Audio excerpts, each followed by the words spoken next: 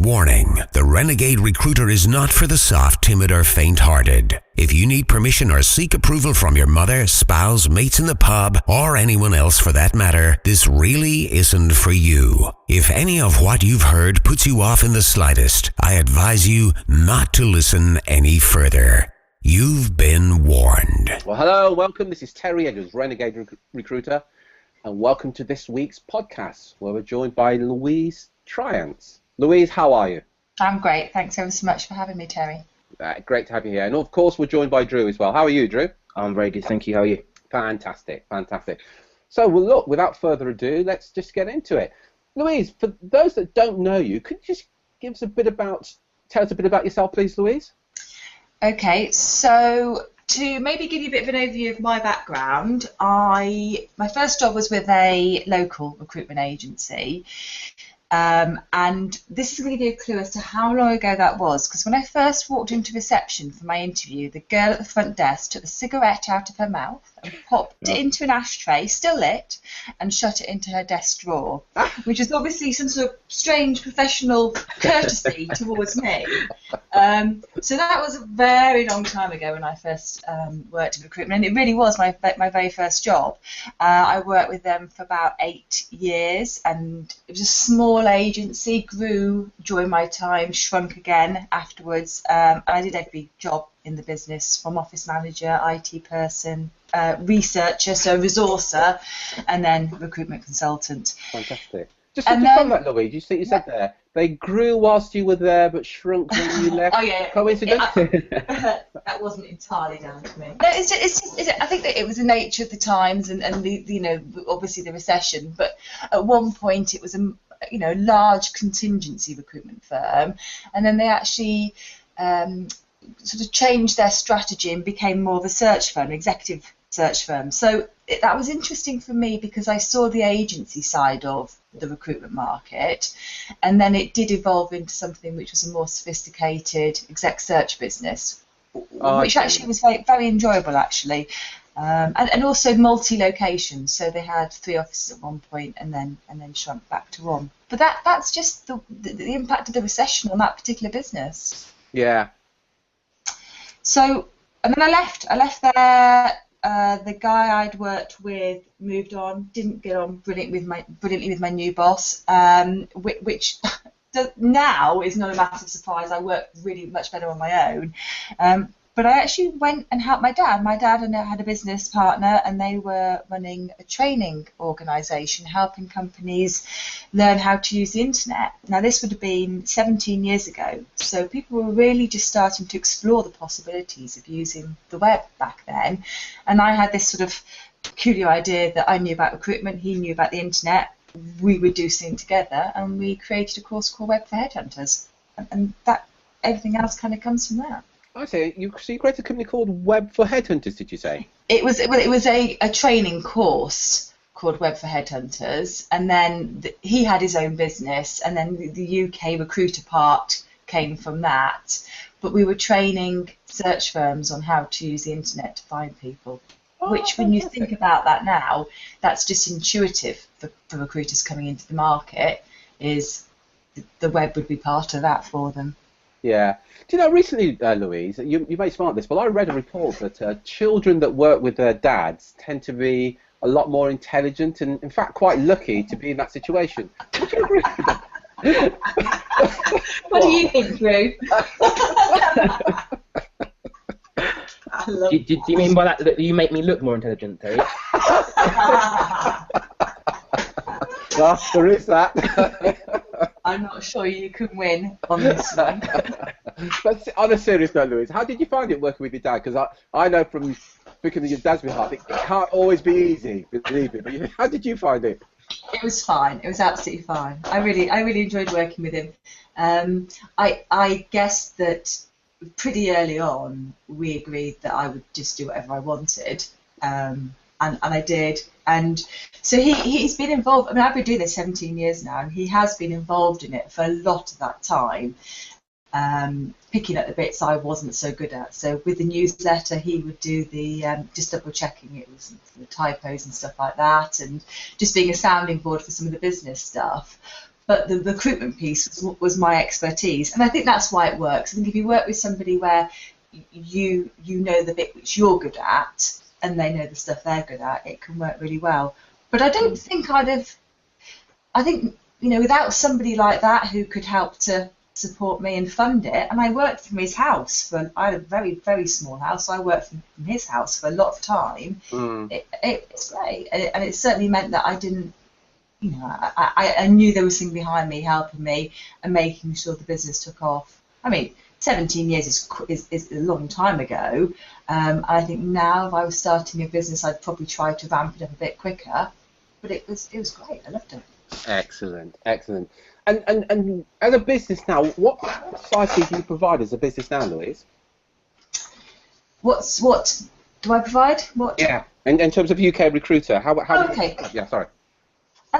So I would say it's very core. It's about helping recruiters, so in-house as well as agencies, to do their job better. So, I mean, that's not to belittle their skills and experience, but it's to say to help them to source the tools they need, like CRMs, other technology, job boards, knowledge-based tools, information about how to be a better recruiter, interviewer, all of that.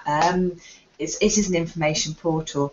And one of the ways we do this is via our events, but also through the website in the form of blog content, our weekly newsletter. And that newsletter's been going for, I don't know, 15 years now. We're on our 700th and something issue.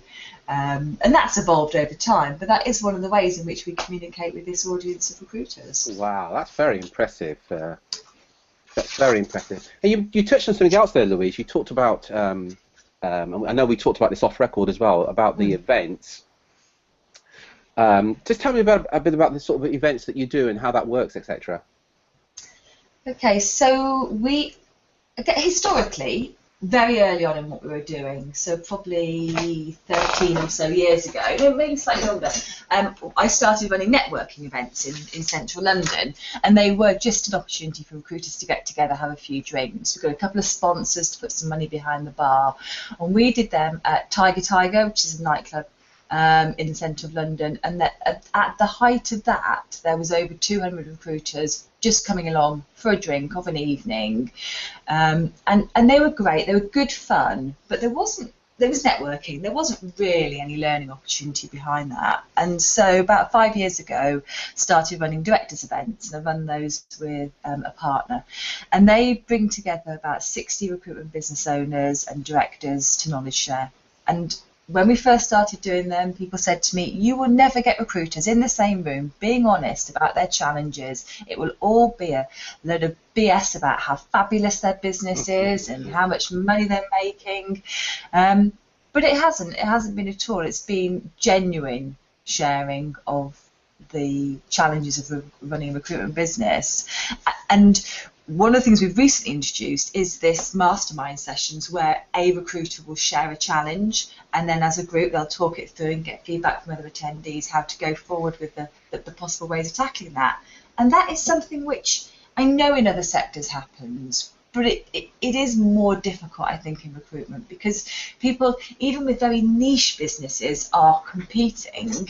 But to see that has been fab. So I've been really, really pleased with how they've taken off. Excellent. I don't know if you know, Louise, but we also run mastermind sessions with our clients, and we found it, our clients have said that they find it probably the most beneficial part of the whole coaching, where, you know, like-minded professionals get together, and as you rightly said, share their challenges, but also the other guys in the room share some of the ways they can overcome some of those challenges. Wouldn't you agree, Drew? It's really popular with our guys as well, isn't it? Yeah, and I think also sharing what's working as well, what they're doing differently that's getting good results. Yes. That someone else in another sector might not have thought of.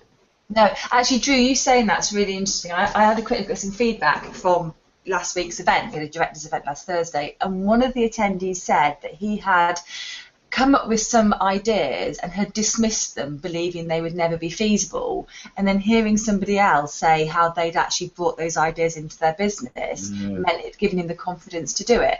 So and that's just fabulous. So that's somebody who's able to progress their business now with more confidence around something they'd already thought of but weren't quite ready to risk it. So absolutely. Yeah, that's a really good point. Now, something that we often do in our masterminds, we go around the room and we total up the number of years of recruitment or search experience there is in the room. And on average, it comes to around about 180, 200 years of experience in the room. Now, you can't help but learn from that. When you've got 200 years of experience in the room, you can't help but learn. And I think the point you mentioned there, we found that as well. A lot of our masterminds is all around lead generation and generating leads without cold calling. Which I know is something you believe in strongly. So we'll share things with the guys. So one thing that's springing to mind is just the power of Facebook and how some search firms and recruitment firms are generating leads just using Facebook. Now, some of the new guys in the mastermind, before they entered the room, they said it's impossible, to get your client to contact you unless you cold call them. And as you rightly said, when they hear other guys doing that and generating a ton of leads using LinkedIn, Facebook, to name but a few, and how effective it really does convince them, I suppose, of what's possible. Absolutely, yeah. No, I think that topic you just mentioned is probably one which I'll try and incorporate into our October Directors event. Yeah, fantastic, excellent. I think I want to talk to you about separately, but in terms of these mastermind sessions, Louise, in your opinion, what are I'm kind of putting on the spot, what are the most common challenges that directors of recruitment and search businesses tend to bring up at these sessions?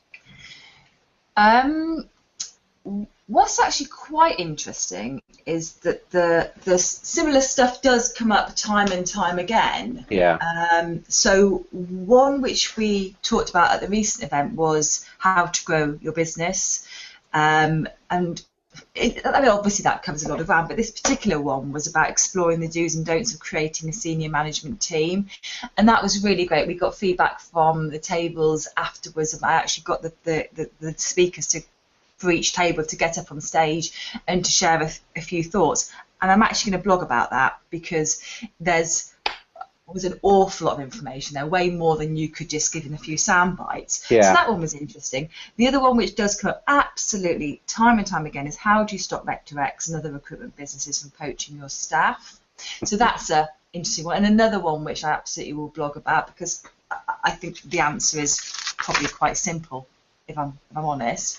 And then the third one, which we did again at this subject, is the challenges around using social media. So what you're talking about, like this lead generation without cold calling, is some of the benefits of using social media, but it absolutely is for these recruitment directors and business owners is the challenge of it. So we're still back to the who owns the LinkedIn contacts and how do I make sure that my consultants are using technology appropriately. So it is same stuff. Yeah. The one that we all often get as well, I'm surprised you didn't mention it, was always makes me smile when I hear this one, the ability to recruit good consultants. Yes, and actually one of the reasons that comes up less at the masterminds is we often get that covered by our speakers. So it's a massive challenge for recruiters. And at this particular session, one of the speakers was talking about recruiting graduates into your recruitment business, because even though you're recruiting for clients all the time, really challenging for whatever reason to get the right people into your own recruitment business. Yeah. Louise, can I just slightly off subject, but I mean you've mentioned it a few times now, your blog. Can you just tell us about that and how, if any, has that impacted your business? Well, I'm quite chuffed with this actually. I was a proper early adopter for blogging, so I haven't been with everything. I've only just started using Instagram last week, so I'm not at the cutting edge of everything. But with blogging back in 2006, I realised that what I was sharing in the newsletter, I had other information I wanted to share as well in more detail. So started blogging. So I find that the blog's a really good way for me to share information. So for example, something like this, which we're doing now, getting that out to an audience in more than just a tweet or a LinkedIn, to talk about the background around things works really well. To share people who've got really good business ideas coming to the market, to talk about events, and just to share opinions. I wrote something the other day about basically fishing where the fish are. So the key thing about recruitment is actually being in the right marketplace for the candidates. And I quite like writing, and blogging's good for that because you can either write a very long blog or you can write a very short blog. But the thing we started doing maybe 6 years ago was the UK Recruitment Blog Awards. So it was bringing together the people who are in our sector who are writing the best blogs. And that's great fun because you see over time, when we did the very first one, there was probably only 30 sites that we had to choose from where people were recruiting with blogging knowledge, and now it's massive, absolutely massive. Awesome. And is a blog something that you would recommend a recruitment or search business should have as part of their sort of marketing mix? I think it is. I think that you need a good, strong website to bring people to. I really believe you should be, using all the social media elements. But if you're tweeting about something, you need to bring people back to somewhere where you can talk about your knowledge and your skills. And you can't just do that in a tweet. You put something on LinkedIn, well, there's only a certain amount of time people will see that for.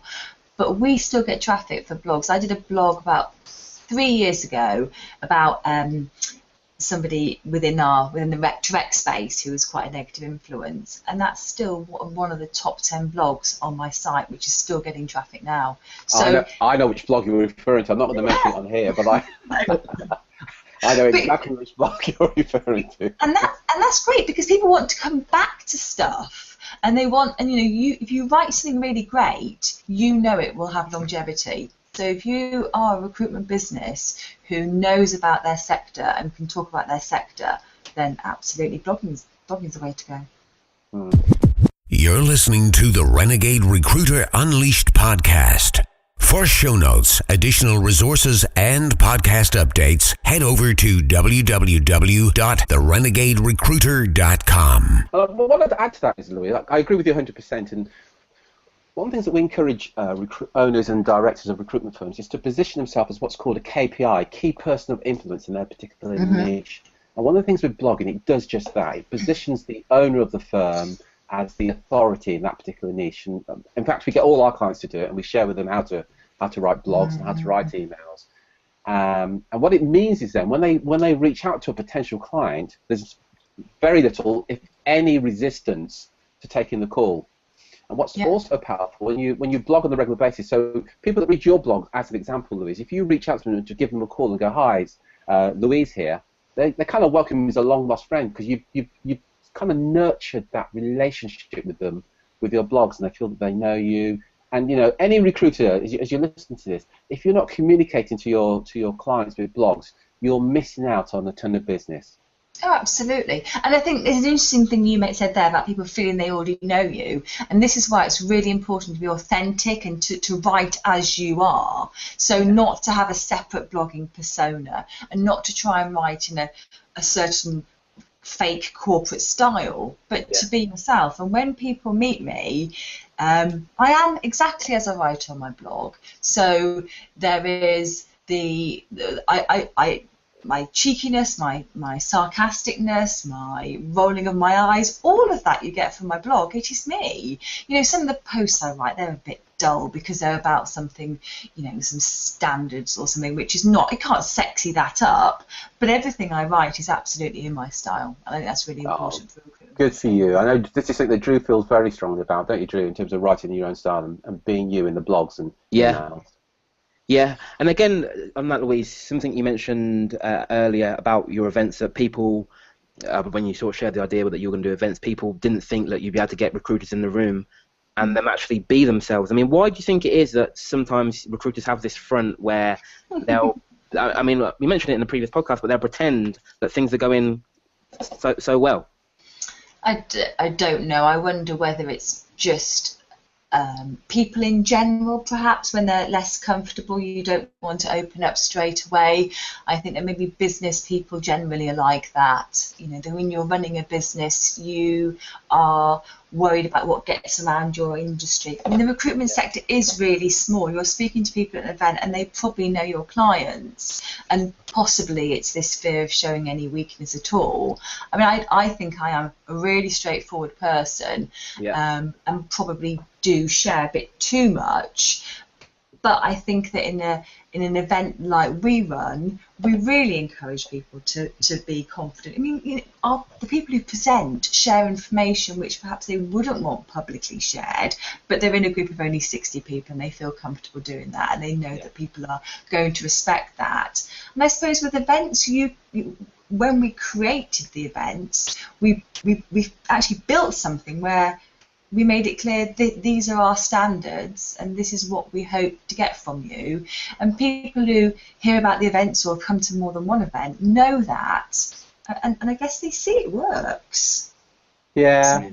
Yeah. And I mean, are people comfortable to share straight away, or I mean, to say someone new? Yeah, I don't know. Yeah, no, probably not true. I guess that maybe you come along and you see people. When you've seen 3 presenters who are basically saying, these are all the cock-ups I made, then after that you're pretty comfortable sharing anything, really. Yeah. And I think that's what we do. Yes, they want to know the successes you've had, but I always say to my presenters, if you can share a few ways in which it went really wrong, then people feel much more open to listening to everything else. Because, of course, everyone's got I did this wrong, and we lost a load of money on this, and we shouldn't have done that. Yeah. And that's what makes you human. And nobody wants to hear someone just stand in front of them saying, I am fabulous, this is everything I did, you should do the same thing. They need the backstory. Yeah, of course. And I mean, as a speaker, you want to build rapport with the audience. Mm-hmm. And there's no way, if you're sort of pretending, because if someone said they're perfect, it would be pretending, that they've never made any mistakes, never done anything wrong, then there's almost a disconnect, because people in the audience sitting there thinking, well, I've got challenge X, challenge Y, and you've got none of them, so I can't relate to you. So yeah, I think it's absolutely 100%. And we could talk about it. I may even ask you to come back, Louise, and talk about it some more, because it's a fascinating subject. And just the thing I'd add to it, that all the evidence shows that the speakers that show their vulnerability tend to get establish better rapport with the audience than those, as Drew rightly said, and you said, Louise, that stand there and tell the world how fantastic they are, and try and fill everybody with that. And you're just sitting there in the audience, you're thinking, well, that's BS. I just don't get that. No. Louise, you don't even realise that, but you've kind of booked yourself to come back, and we're going to talk more about blogging and the whole thing. That's fantastic. Apart from the directors' events that you do, are there any other events that you organise, Louise? Yes, we do. We do 2 other ones. So we do. We've just started to do a couple of events a year for in-house recruiters. So we did one with the REC, which was great to have their support. And then we're doing another one in November, which will probably be around blogging or something like that. And then the other one we do is Technology Showcase event. So that is I was going to say big event. It's big to us. It's not expo size, but it's 100 recruiters. It's an absolutely mad, full-on day. So these recruiters come along to see a load of CRM databases, other technology providers. We get in 7 to 10 independent technology experts offering free advice. They wear these little funky badges which say expert on them, so you can spot them. We run free workshops at those.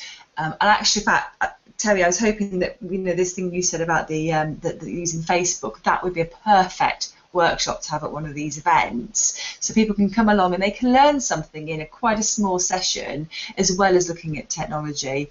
It is, for the exhibitors, really hard work, because they have to do back-to-back 20-minute demos of their products. But as a recruiter, it's a brilliant way to see what's on the market and to look at either specific technology or to make sure you're up to date.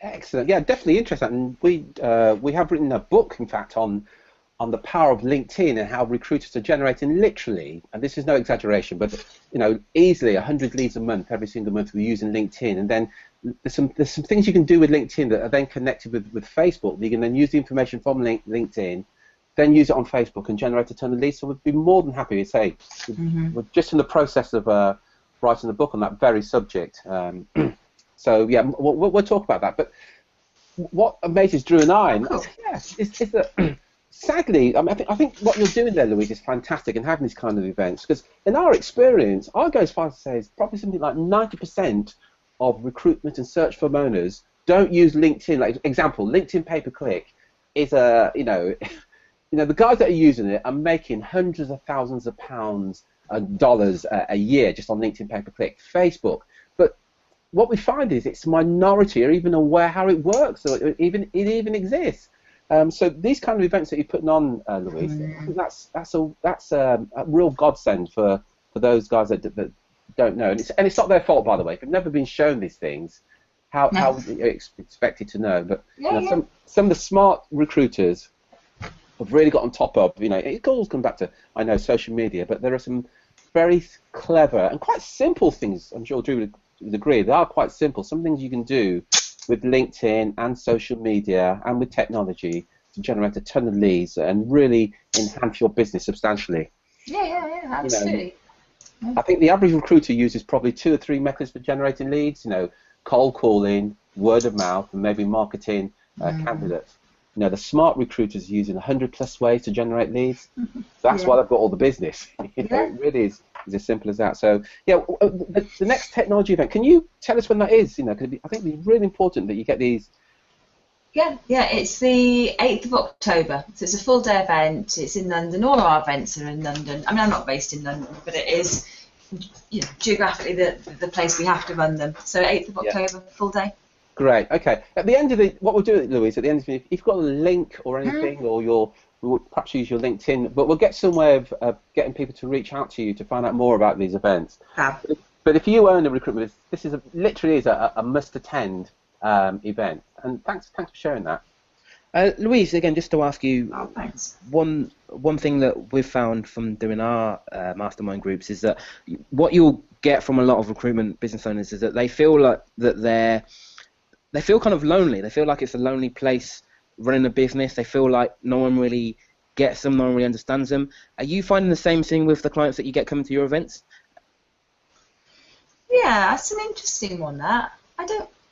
I've never had that specific conversation with them. I think that the feedback we get would back up exactly what you're saying there, Drew, which is that they love the opportunity to speak to people who are in the same boat as themselves. So yeah, I guess I've never actually had the start of that conversation. Okay. Well, let me tell you how to do that, because our events are held in a hotel and over 2 days, and on that night we do have the odd glass of wine and maybe the odd glass of beer, and it can be quite late, and you do get recruiters after a few beers. And all joking apart, they do open up and say, it can be lonely out there, and they really do appreciate the opportunity of working. So if you want to experience that, Louise, pile them with alcohol. That seems to work.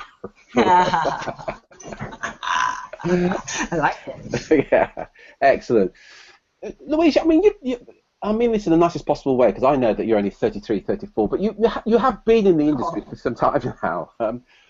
So if there was one piece of advice you'd give to a recruitment or search firm owner, what would that be? Oh, that is so difficult, because so what I actually think is that the challenge as a recruitment business owner is learning how to keep all the balls in the air, if I'm honest. So I don't think there's one particular challenge, but it's about catching everything happening in the here and now. So in terms of your clients, in terms of your consultants, in terms of the actual process within your business, as well as planning for the future, planning for the next 3 years at least. So I think it's really tricky, to be honest, is learning how to understand the current market.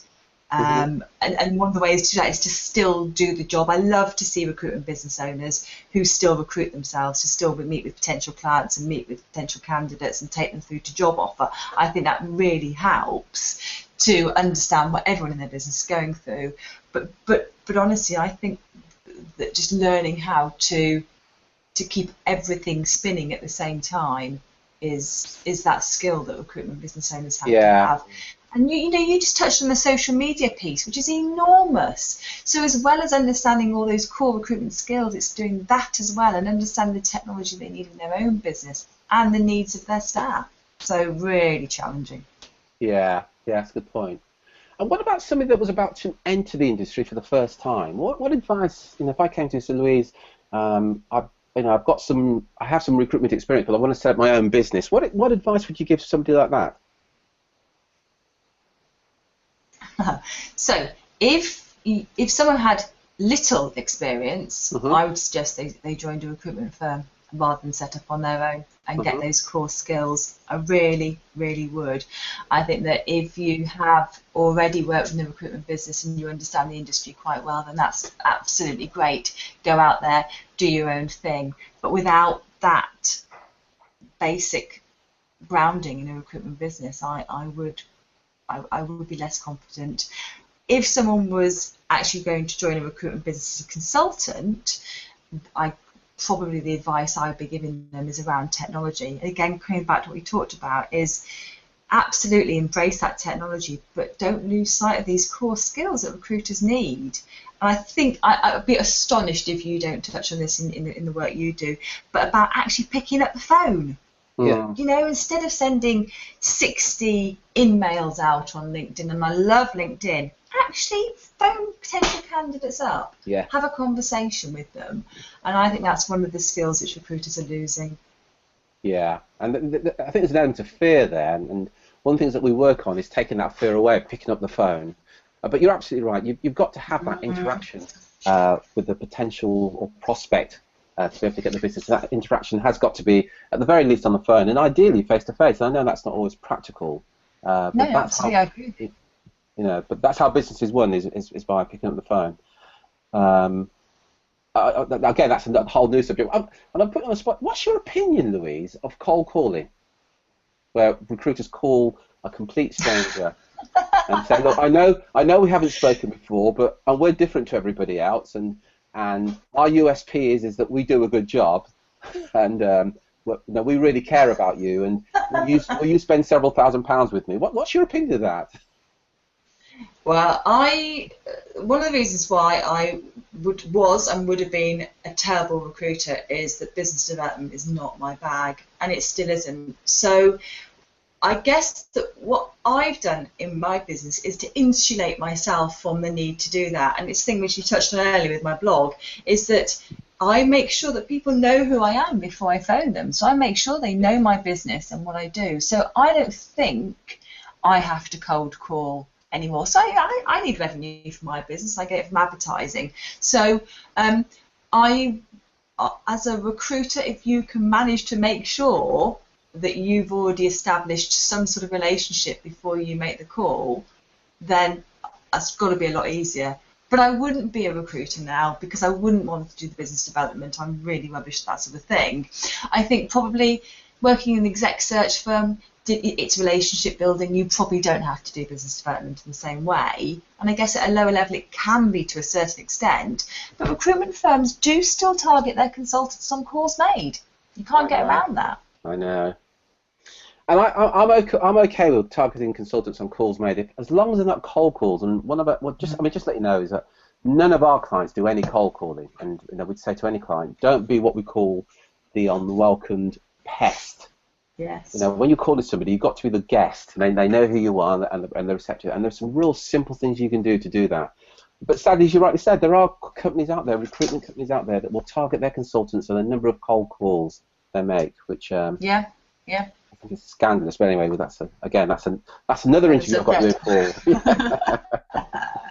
for. Louise, again, just another question here. What are some of the biggest mistakes that you see a search firm owners make? What, in terms of developing their business, or just generally? Yeah, just generally. What are some of the things that, if someone came to you now and they're running a business, what do they need to look out for? What mistakes do they need to be aware of? What things do they need to make sure they don't do? I think that having a solid differentiator is really important. I think that communicating it well is important. Terry, you were just joking there, saying, we've got the best USPs. I think that recruitment business owners really do need to understand what makes them different and what adds value to their clients. And I think that sometimes the things they think differentiate them really don't. On Thursday last week we had our own event in the afternoon, but in the morning I was at a in-house recruitment event on a boat, which was fabulous. But the disdain they show for the agency market is, essentially the agency market is the dark side, and they really were very harsh. And I think it's because of the mistakes that recruitment business owners make in the way that they communicate with their potential clients. And also, and I know the in-house market isn't perfect for this, but the way in which candidates can get treated. So yes, candidates can have a poor experience with a corporate firm, but it's more likely they're going to be complaining about the agency who never gave them feedback. And yes, so what your client didn't give you feedback, you can still speak to the candidate, you can still make them feel good. So I think that there's a lot of ways in which you can get it wrong. But again, it's down to having all those balls in the air. A lot of stuff to manage. Yeah, good point. That's excellent. And looking forward, talking of balls and crystal balls, looking into the crystal ball, what are your predictions for the industry, Louise? This is an awful question. So sorry, no offence, it is. Well, can I just say, Louise, I happen to think this is a very good question. I don't know. At the start of every single year, we do them in the newsletter, and I feel really sorry for the people we asked to write them. And I do see predictions all the time. So the stuff I'm seeing at the moment is about the candidate experience, which is what I just touched on, the rise of mobile for recruiting, or recruiters relying less on LinkedIn. And I think that all of that is true, and probably most of the predictions are moving in the right direction, but none of this is happening overnight. So I don't really know what the future of recruitment is going to be, but we're not moving that fast. I think that as long as we keep moving forward and as long as things are keep improving, and I think that standards in the industry are improving, and for me, that's one of the things I'd like to be able to look back on and say, actually, standards have continued to improve. And we've got great work going on by bodies like the REC and APSCO, and that really does help. But also events which are helping recruiters understand how to be better, to be smarter, to work better with clients. They can only be good. Yeah. So I'm not going to start dissing the industry, but I think we do need to continue. Continuous improvement, I think, would be what I would like to see happening within the industry. Right. See, I was going to ask you what's the one change you'd like to make about the industry, but you've already answered that. Absolutely. I think that, well, actually, do you know what? Almost, because I think standards do need to improve. But if I could change one thing about the industry, it probably would be about this stereotype. I think it's a real shame that everyone has a negative story to tell about their experience with a recruiter or with the job board. So with our sector, and I do know loads of really, really excellent recruiters, I'm sure you do too, but everyone wants to talk about that stereotypical wide boy, bums on seats recruiter. And I don't like that. That's the thing I would change. I'm not sure I will, because people like a moan, and it's not just recruitment, it's car sales, it's double glazing. Estate agents. It is all of that, isn't it? And I'm sure that we're all guilty of that. But it's a joke, isn't it, when people say at the dinner table, people ask you what you do and you don't want to tell them you're a recruiter because you know you're going to get an earful. So, yeah, can you imagine a recruiter getting invited to a party? Would they get invited though? Probably, but if they could. But there are some really, really fabulous recruiters out there. And absolutely. Kind of what I want to do is I want to help celebrate that, which is what our events do. The people who are speaking at those events are fabulous. Yeah, good point. Yeah, it's a really good point. Louise, I want to get a bit personal now. Louise, tell us something about you which not many people, if anyone, knows about you.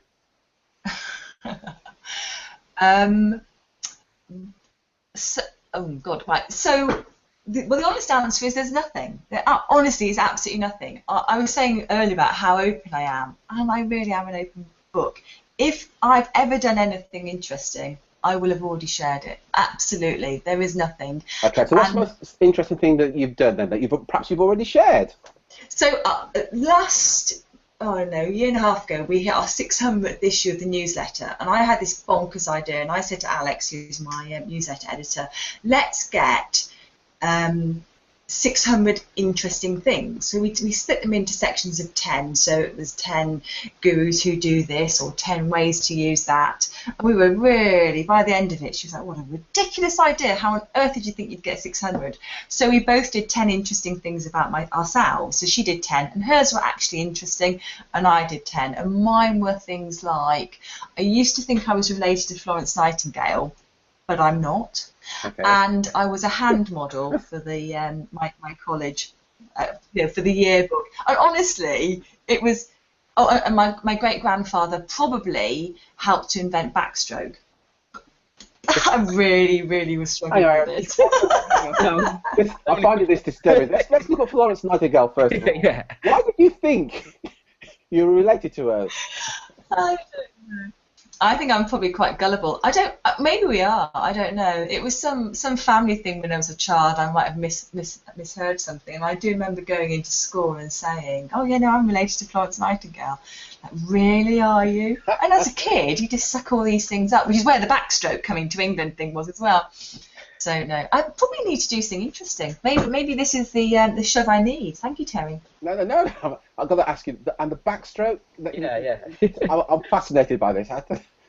Your relationship with this person that invented the backstroke? Oh, I don't know. Honestly, I've no idea. I'll try harder next time. But you were a hand model for your local college. I was. Yes, that's right. Yes. Excellent. Yeah. Just a picture of my hand typing. On a typewriter? On a type. Oh yeah, obviously. Yeah, this would have been a long time ago. It was a typewriter, a real typewriters. typewriter. What are they? Yeah. Did you mean iPad? Is that what you... Absolutely not. No. Excellent. And Louise, I know you're well read. What's the business book that you've read that you'd recommend to other owners and directors of recruitment businesses? And before you answer that question, Louise, did you get my book through the post? No, I didn't. Oh. No, when did you send it last week? Oh, I haven't yet. No. Okay, so you can't then quote 7 Deadly Threats. No, I will when it arrives. I love business books, and I read a lot anyway. I read novels all the time, but I do like to keep up with and not to the extent that Roy Ripper does. He is the most incredible reader of business books. But the one I have just read recently was a social media recruitment book, which was written by Andy Hedworth. It was written for the in-house recruiter, but equally applicable for the agency market. And it is a really, really cool book. This if you're going to talk about recruiters who blog, Andy Hedworth, you need to Google him. Absolutely fabulous knowledge on basically anything to do with social media, and this is about integrating social media into recruitment strategy. So it's a fascinating book, really good. And it's a book you would recommend to other owners and absolutely, directors? Yeah, I recommended it so much that my recommendation is actually inside the front cover. So it's as close as I'll get to ever writing my own book. Excellent. Louise, this has been fantastic. You've shared some real gems, and I really appreciate that. And I really, get your passion for what you do, and in particular with the events and helping both the recruiters, the search firm owners, and the in-house recruiters. Thanks. It's been really great chatting to you, actually. Yeah, so we thoroughly enjoyed it. And look, because you've offered so much, Louise, I want to give people listening to this the opportunity to reach out to you. So, what's the best way we can reach out to you? So, on LinkedIn, my email address is on my LinkedIn profile, and there's only one Louise Triance on LinkedIn. So could you spell your name? Yeah. So it's Triance. And if you Google me, you'll find the website, my LinkedIn profile. On the website, there's my phone number and my email address. I'm more than happy to chat with anybody. I do get calls all the time from recruiters wanting to know how to set up their own recruitment business or what technology they can use. And what I can do is I can help them find the best person to speak to. So I'm not the expert on this. I know who they need to speak to, and I'm always happy to make recommendations and make connections with people. Excellent. And what is your website, please, Louise? It's just ukrecruiter.co.uk. ukrecruiter.co.uk. Yeah. And the events that you mentioned, did you say that was October, did you mention? Yeah, I've got the summer off now, so after I finish speaking to you, I'm heading down to the beach with my flip-flops and an umbrella. But no, the next events we've got are in October. So there's a director's event at the start of October and the tech event mid-October, and then the in-house event is early November. It's a busy time. There's a lot of events on in October and November this year. Excellent. And for anybody wanting to find out information about that will be on your website, UK Recruiter. It's on the website. Yeah. There's a tab about events. But people are more than happy to drop me a note or give me a call. Always happy to have a chat. Fantastic.